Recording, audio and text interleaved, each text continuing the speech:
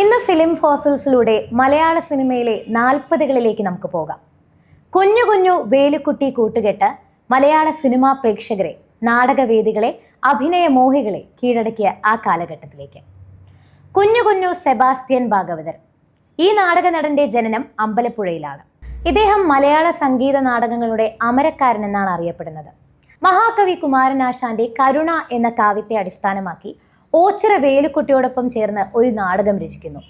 ഇതോടെ സംഗീത നാടകവേദികളിലെ അപ്പോഴുണ്ടായിരുന്ന മോണോട്ടോണിയെ ഭേദിച്ച് സർഗാത്മകത കൊണ്ട് ഇരുവരും ചേർന്ന് കീഴടക്കുകയായിരുന്നു നാടകവേദികളെ.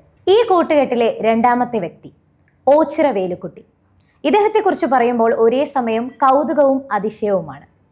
തമിഴ് നാടകങ്ങളുടെ കെട്ടുപൊട്ടിച്ച് മലയാള നാടകങ്ങൾ ജനിച്ചു തുടങ്ങുമ്പോൾ മറുവശത്ത് ഈ പ്രായമായ സ്ത്രീകൾ നാടകരംഗത്തേക്ക് വരാൻ വിമുഖത കാണിക്കുന്നു.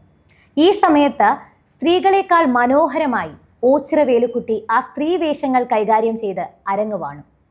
1940കളിൽ പാരഡൈസ് ലോസ്റ്റ് എന്ന നാടകത്തിലെ ആദം കുഞ്ഞു കുഞ്ഞും അതിലെ മനോഹരിയായ ഈവിൻ്റെ കഥാപാത്രം ഓച്ചിറ വേലുക്കുട്ടിയും അവതരിപ്പിച്ചു.